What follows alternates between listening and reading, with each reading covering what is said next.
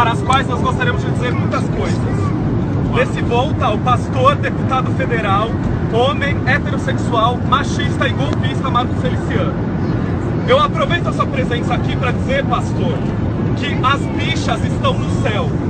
Nós estamos voando e nos encontrando com outras bichas e proliferando ideias. As mulheres estão no céu, elas voam e encontram outras mulheres e se juntam. Negras, negros e bichas negras estão no céu. Travestis e transexuais também estão no céu. Mas eu estou manifestando. As periferias estão voando, qualquer lugar é lugar de manifestação. E se encontrando e criando rebelião. E se espalhando, já estou no fim. Pastor, as bichas estão no subsolo, na terra e no céu. Em todo lugar para te dizer: golpistas não passarão! Golpistas não passarão! Golpistas não passarão! Não passarão golpistas!